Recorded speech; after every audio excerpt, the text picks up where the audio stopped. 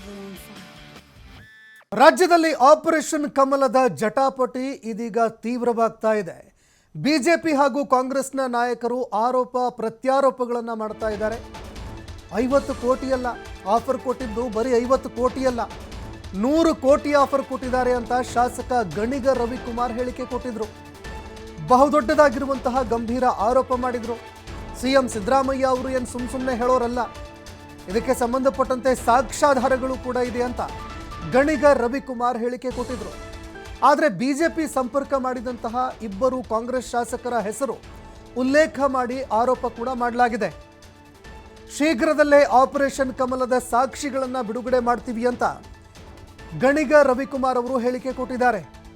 BJP ಜೆಡಿಎಸ್ನವರು ಸರ್ಕಾರ ಬೀಳಿಸುವ ತವಕದಲ್ಲಿದ್ದಾರೆ, ಬಹಳಷ್ಟು ಅರ್ಜೆಂಟಲ್ಲಿದ್ದಾರೆ. 50 ಕಾಂಗ್ರೆಸ್ ಶಾಸಕರಿಗೆ ಆಮಿಷ ಒಡ್ಡಲಾಗಿದೆ. 50 ಕೋಟಿಗೂ ಕೂಡ ಬಗ್ಗಿಲ್ಲ ಅಂತ ಶಾಸಕರಿಗೆ ತಲಾ 100 ಕೋಟಿ ಆಫರ್ ಕೊಟ್ಟಿದ್ದಾರೆ. ನಮ್ಮ ಬಳಿ ಆಪರೇಷನ್ ಕಮಲಕ್ಕೆ ಸಂಬಂಧಪಟ್ಟಂತೆ ಎಲ್ಲ ದಾಖಲೆಗಳು ಕೂಡ ಇದ್ದಾವೆ. ಕಿತ್ತೂರು ಎಂಎಲ್ಎ ಬಾಬಾ ಸಾಹೇಬ್ ಮತ್ತು ಚಿಕ್ಕಮಗಳೂರು ಎಂಎಲ್ಎ ತಮ್ಮಣ್ಣ ಅವರನ್ನ ಯಾಕೆ ಸಂಪರ್ಕ ಮಾಡಿದ್ರು ಅಂತ ಗಣಿಗ ರವಿಕುಮಾರ್ ಅವರು ಪ್ರಶ್ನೆ ಮಾಡಿದ್ರು. ಯಾವ್ಯಾವ ಹೋಟೆಲು, ಯಾವ್ಯಾವ ಏರ್ಪೋರ್ಟು, ಗೆಸ್ಟ್ ಹೌಸ್ನಲ್ಲಿ ಸಂಪರ್ಕ ಮಾಡಿದ್ರು, ಇದೆಲ್ಲದಕ್ಕೂ ಸಂಬಂಧಪಟ್ಟಂತೆ ನಮ್ಮ ಹತ್ರ ಮಾಹಿತಿಗಳಿದ್ದಾವೆ. ಈ ಬಗ್ಗೆ ಆಡಿಯೋ ಹಾಗೂ ವಿಡಿಯೋ, CD, ಪೆನ್ ಡ್ರೈವ್ ಸೇರಿ iCloud ಕೂಡ ಇದೆ. ಕ್ಲೌಡಲ್ಲೂ ಕೂಡ ನಾವು ಇದಕ್ಕೆ ಸಂಬಂಧಪಟ್ಟಂತೆ ದಾಖಲೆಗಳನ್ನು ಇಟ್ಟಿದ್ದೀವಿ.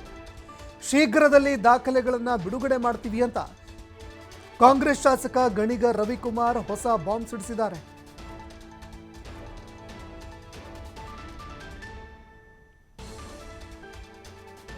ಹೇಳಿರೋದ್ರಲ್ಲಿ ಮತ್ತು ಮಂತ್ರಿಗಳು ಹೇಳಿರೋದ್ರಲ್ಲಿ ಸತ್ಯ ಇದೆ.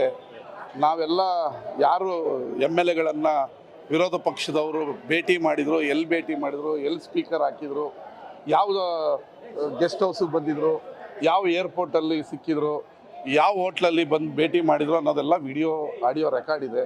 ಅದನ್ನು ಮುಖ್ಯಮಂತ್ರಿಗಳ ಗಮನಕ್ಕೆ ತಂದಿದ್ದೀವಿ, ತೋರಿಸಿದ್ದೀವಿ.